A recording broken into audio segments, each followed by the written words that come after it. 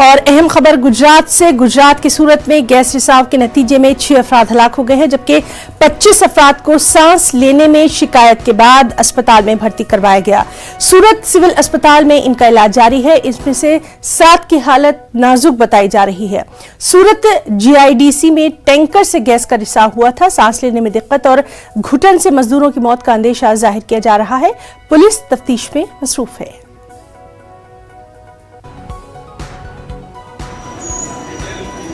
गुजरात के सूरत में आए हुए सचिन जीआईडीसी इलाके में सुबह 5 बजे एक जहरी केमिकल से भरा टैंकर नाले में छोड़ते समय एक दुर्घटना ऐसी हुई कि जिसके चलते 6 श्रमिकों के मौत हुए हैं। 22 श्रमिकों को सारवार के लिए अस्पताल में भेजा गया है। खास करके जिस प्रकार की ये घटना है उसके चलते यहाँ पे लगातार लोगों को बचाने का काम किया जा रहा है। जिस तरह से यहाँ पेशेंट देखने को मिल रहे हैं, करीबन 8 लोग वेंटिलेटर पे जिंदगी और मौत के बीच जूझ रहे हैं। जिस तरह की घटना है, लोगों से बात करना चाहेंगे, क्या कहना है, किस तरह की घटना है, बात करना चाहेंगे रिश्तेदारों से। आपका नाम क्या है? करमजीत यादव। करमजीत कहाँ के रहने वाले? यूपी के। क्या हुआ था पूरी घटना? ये लोग कंपनी में क्या हुआ वो तो अपने को पता नहीं, लेकिन अपने ये भाई ड्यूटी पे था। ये 5-6 जन को निकाल के वहाँ से लेके आया, मेंटेनेंस में ड्यूटी पे था, जॉब पे।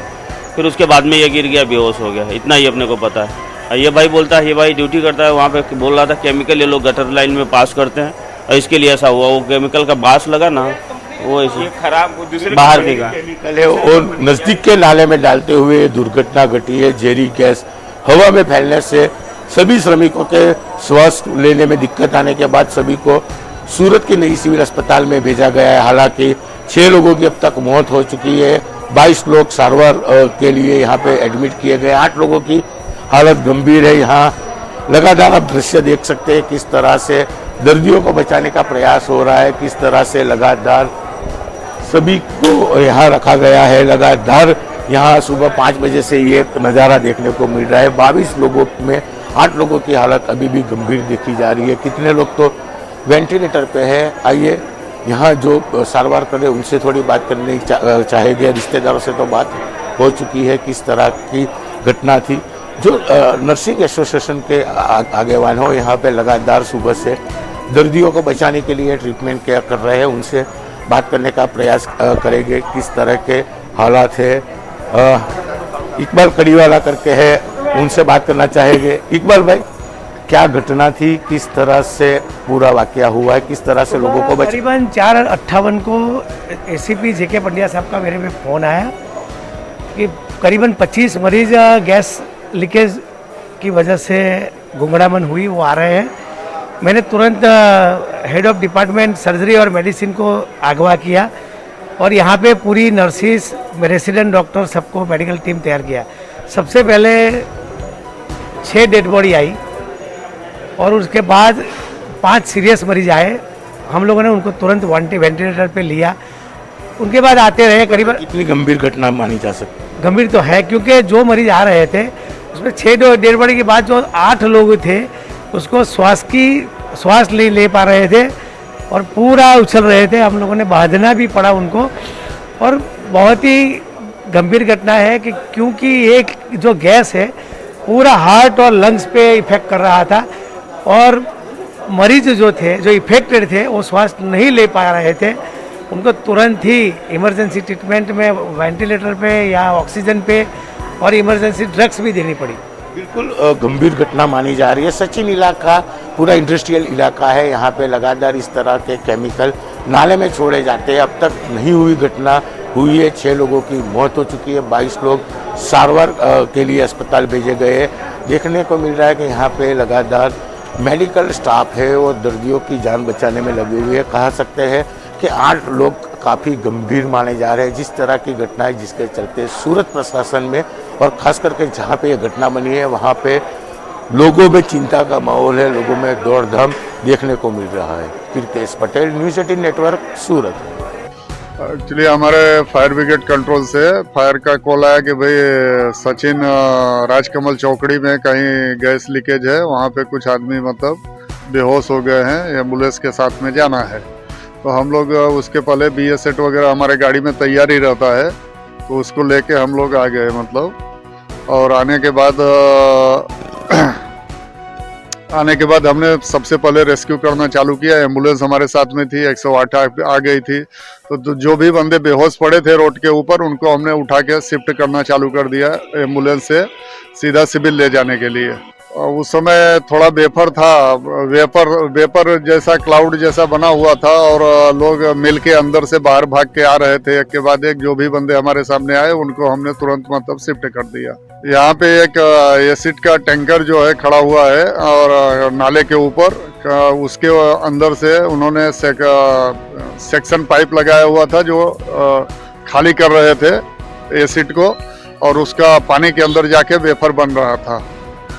रात को मेरे पास फ़ोन आया 2:30-3 बजे करीब कि ऐसे ऐसे खाते में थोड़ा घुटन टाइप का हो रहा है सेठ जी, क्या करना है। मेरे पास नाइट सुपरवाइज़र रहता है नाइट में, तो मैंने बोला कि क्या हुआ है, देखो पहले आप जा करके। तो बोले बॉयलर के साइड से बहुत वो स्मेल आ रहा है बहुत ज़्यादा भाई साहब, और कारीगर को घुटन हो रहा है, थोड़ा सफोकेशन हो रहे हैं।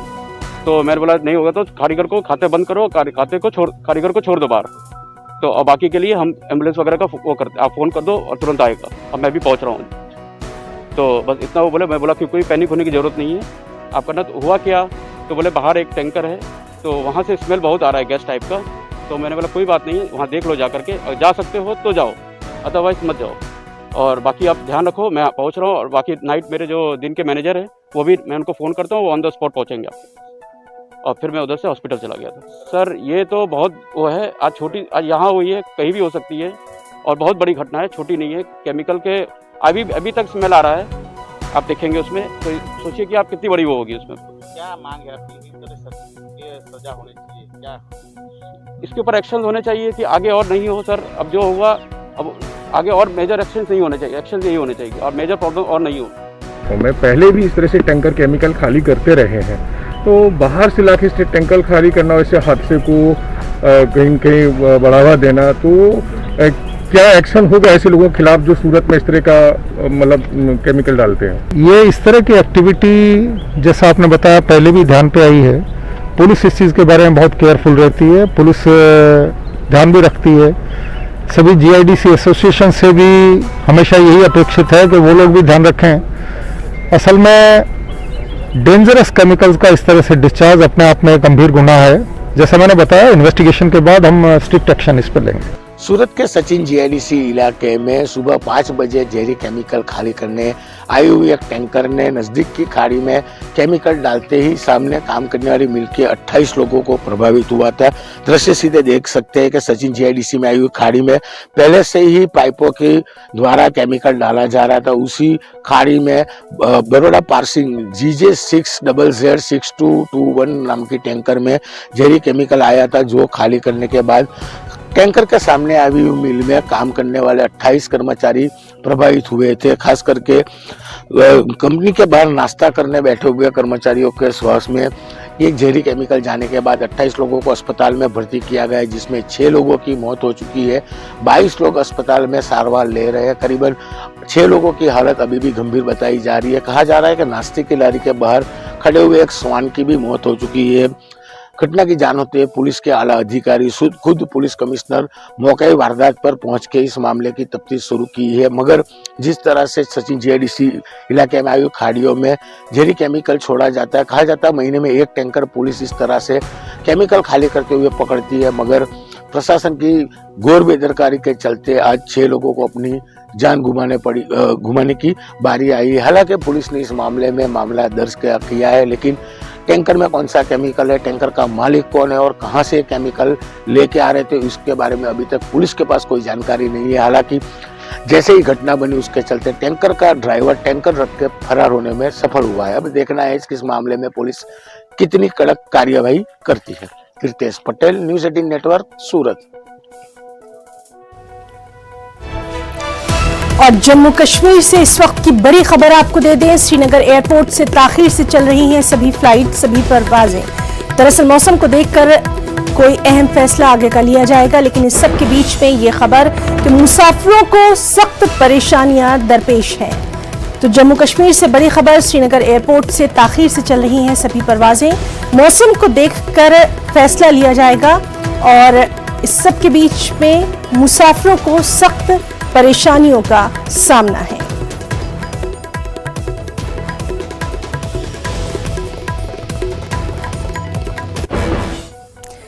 और लखनऊ के वज़ीर-ए-आला योगी आदित्यनाथ इस वक्त एक खास तकरीब से खिताब कर रहे हैं। आपको सीधे लिए चलते हैं लखनऊ। होने वाले नायब तहसीलदारों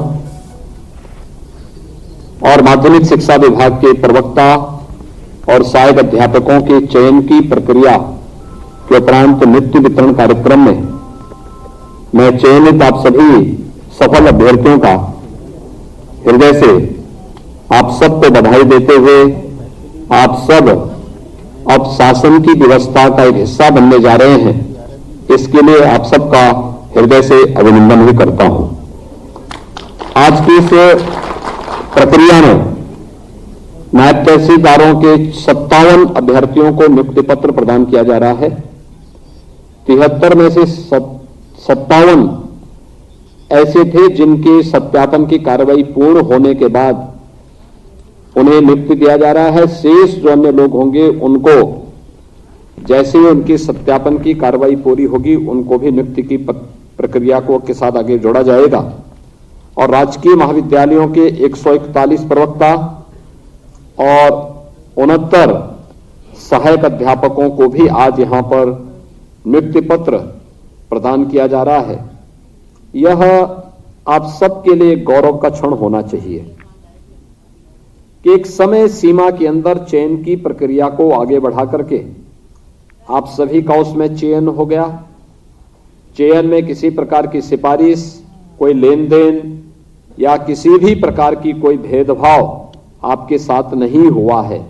यह अपने आप में आज की उस प्रक्रिया में खासतौर पर उत्तर प्रदेश की उस व्यवस्था के साथ जो 2017 के पहले एक चुनौती उत्तर प्रदेश के पास थी, उस चुनौती के कालखंड के दौरान इतनी साफ सुथरी प्रक्रिया को प्रदेश के अंदर लागू करने में जो सफलता प्राप्त की है और उसका प्रतिफल आज आपका सफल यहां पर नियुक्ति पत्र की प्रक्रिया के साथ आज आप आगे बढ़ रहे हैं। मैं सबसे पहले आप सबको इसके लिए हृदय से बधाई देता हूं, अपनी शुभकामनाएं देता हूं। प्रदेश के अंदर राजस्व प्रशासन में नायब तहसीलदार एक महत्वपूर्ण कड़ी है। तहसील प्रशासन और आम जन के बीच एक कड़ी का काम नायब तहसीलदार करता है। खासतौर पर वहां पर विभिन्न प्रकार के जो एक आम जन से जुड़ी हुई समस्याएं होती हैं, उनके नामांतरण की कार्रवाई को, पात्र व्यक्तियों के भूमि आवंटन, राजस्व देवों और अन्य देवों की वसूली का कार्य, खतौनी में अंश निर्धारण और उसमें होने वाली सभी प्रकार के परिवर्तन आदेशों में जैसे अमल दरामद आदि के कार्यों को देखने का कार्य, जन सामान्य से प्राप्त होने वाली शिकायतों का लेखपालों राजस्व निरीक्षकों से जांच कराकर उसके निस्तारण की कार्रवाई को संपन्न करना, ग्राम समाज की भूमि पर अवैध अतिक्रमण हटवाने का कार्य करना, किसी भी प्रकार की दैवीय आपदा में पीड़ित परिवारों को सुरक्षित स्थानों पर पहुंचाने के साथ ही वहां पर राहत कार्यों का नेतृत्व और उसका पर्यवेक्षण करना, पंचायतनामा, मृत्यु पूर्व दिए गए बयान को दर्ज करने का कार्य, त्योहारों के समय शांति व्यवस्था कायम रखने में एक मजिस्ट्रेट की ड्यूटी के रूप में कार्य करना, उच्च न्यायालय में शपथ पत्र दाखिल करने का कार्य, निर्वाचन और मतदाता सूची के पुनरीक्षण के साथ ही जिला प्रशासन के अंतर्गत आने वाले समस्त विभागों से प्राप्त प्रकरणों की जांच और उसका पर्यवेक्षण का कार्य और उच्चाधिकारियों के द्वारा सौंपे गए अन्य महत्वपूर्ण कार्यों का संपादन, यह नायब तहसीलदार के स्तर पर संपन्न होते हैं। यानी इतना महत्वपूर्ण कार्य आपके स्तर पर संपन्न होने का मतलब आप भारत की व्यवस्था का और खासतौर पर राजस्व की व्यवस्था से जुड़ी हुई एक महत्वपूर्ण कड़ी है। मैंने इस बात को देखा है कि विवाद के लगभग 60% मामले राजस्व से जुड़े हुए होते हैं। और खासतौर पर ग्रामीण क्षेत्र में तो ये और भी ज्यादा समस्या होती है। प्रधानमंत्री मोदी जी ने इस समस्या का समाधान करने के लिए देश के अंदर एक व्यवस्था लागू की और उस व्यवस्था में उन्हें स्वामित्व योजना, पीएम स्वामित्व योजना के अंतर्गत उस योजना का लाभ उन सभी लोगों को अगर ईमानदारी के साथ उस प्रक्रिया को लागू कर दिया जाए तो स्वाभाविक रूप से बहुत सारी समस्याओं का समाधान हो सकता है। तो लखनऊ में सीएम योगी का खिताब, नायब तहसीलदार और असिस्टेंट टीचर की बहाली के मौके पर उनका ये खिताब। यहां रुकना चाहेंगे एक छोटे से ब्रेक। न्यूज हेडलाइंस के प्रायोजक पेट सफा आयुर्वेदिक जूस, पेट सफा हर रोग दफा।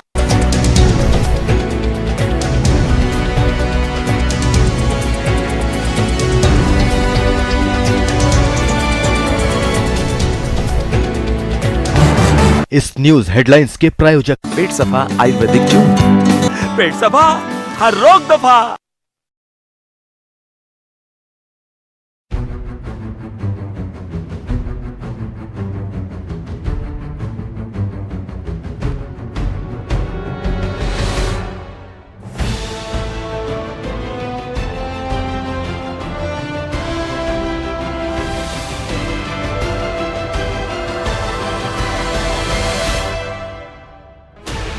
Sixteen channels, 15 languages, 26 states, 1,200 plus reporters, 66.9 crore viewers. India's largest news network, News 18 Network.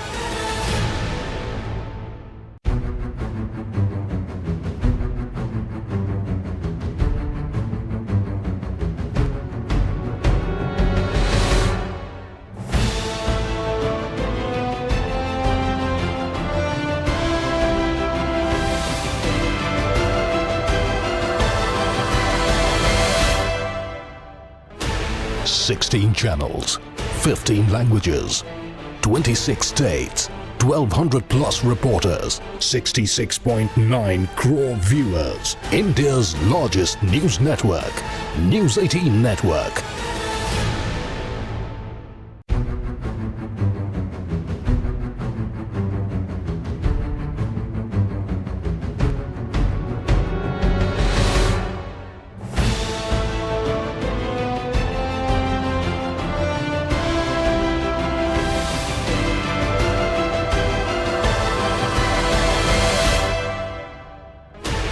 Sixteen channels, 15 languages, 26 states, 1,200 plus reporters, 66.9 crore viewers. India's largest news network, News 18 Network.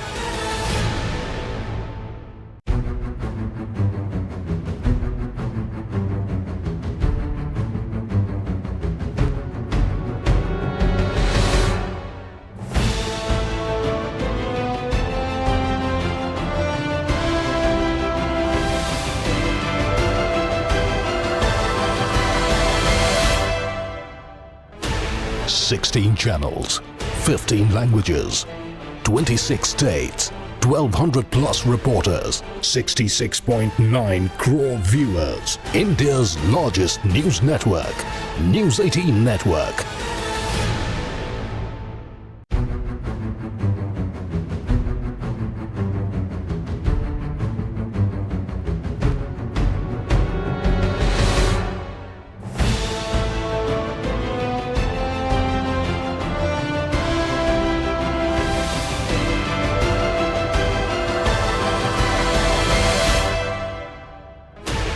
Sixteen channels, 15 languages. Ayurvedic juice, पेट सफा हर रोग दफा।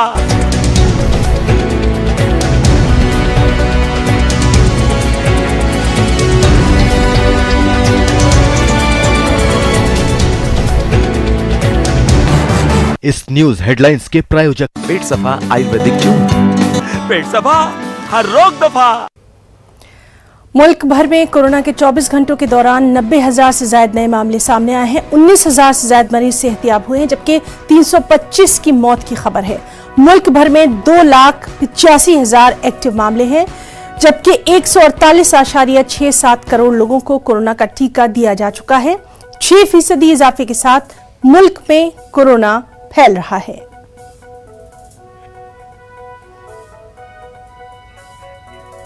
और मुल्क की दीगर रियासतों के साथ साथ महाराष्ट्र में भी कोरोना का खतरा लगातार बढ़ता दिखाई दे रहा है। अकोला में अब कोरोना पॉजिटिव मामलों में अचानक इजाफा देखने को मिल रहा है। एहतियात के नाम पर सिर्फ खानापूरी की जा रही है।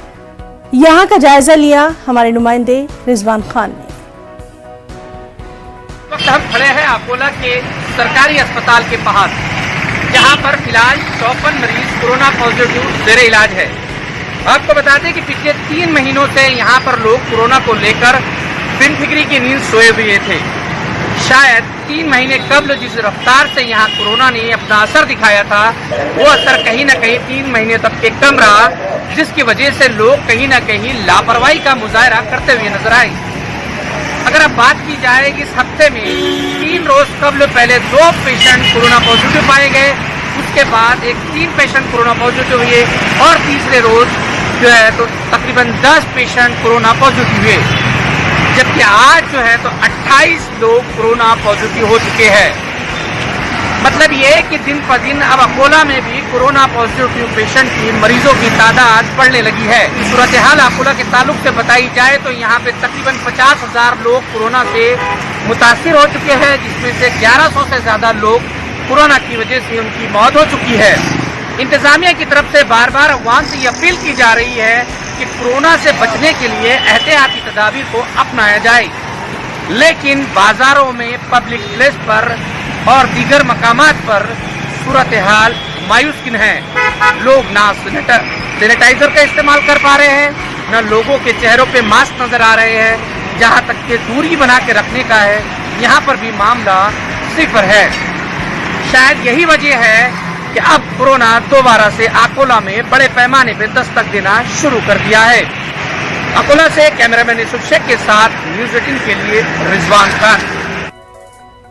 वहीं तमिलनाडु में आज से नाइट कर्फ्यू का निफाज होगा। रात 10 बजे से सुबह 5 बजे तक नाइट कर्फ्यू पर अमल किया जाएगा। उधर हिमाचल प्रदेश में भी नाइट कर्फ्यू का फैसला किया गया है। छत्तीसगढ़ में रायपुर में रात 9 बजे से सुबह 6 बजे तक तहदीदात नाफिज की गई है। यूपी में तमाम स्कूल 14 जनवरी तक के लिए बंद कर दिए गए हैं। रात का कर्फ्यू मजीद 2 घंटों के लिए बढ़ा दिया गया है। वहीं बिहार से खबर है, जहां आज से नाइट कर्फ्यू का निफाज अमल में आएगा। फिलहाल ये कर्फ्यू 21 जनवरी तक रहेगा। इसके बाद हालात को देखते हुए कोई फैसला लिया जाएगा। जज़ार अंडमान निकोबार में भी रात का कर्फ्यू नाफिज कर दिया गया है। हरियाणा में 11 अजला कोरोना की वजह से रेड जोन में शामिल हो गए हैं। जरूरी चीजों को छोड़कर सभी चीजें बंद कर दी गई हैं। महाराष्ट्र में कोरोना के मामलों में लगातार इजाफा है। गुज़िश्ता 24 घंटों में 26,538 नए मामले दर्ज किए गए।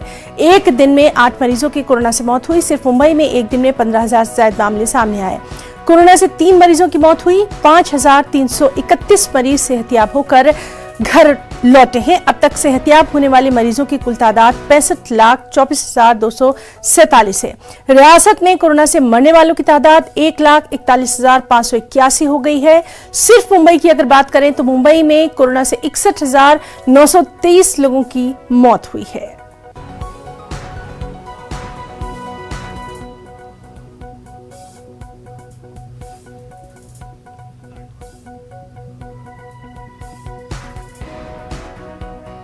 कोरोना वबा के दौरान बाहमी इमदाद और निसार का जज्बा मुस्तहकम हुआ है। मुल्क इस वबा से मुत्तहिद होकर मुकाबला कर रहा है। टीकाकारी के ऐलान के बाद हम बेहतर ताउन करें, जिससे हम कोरोना को मात देने की जानिब कदम बढ़ा सकें। नेटवर्क 18 इस मुहिम में हर कदम पर आपके साथ रहेगा। जब तक सभी महफूज नहीं, तब तक कोई महफूज नहीं होगा। इसी सोच की बुनियाद पर हमारी मुहिम संजीवनी का मकसद ये यकीनी बनाना है कि वैक्सीन पाना सभी हिंदुस्तानियों का हक है।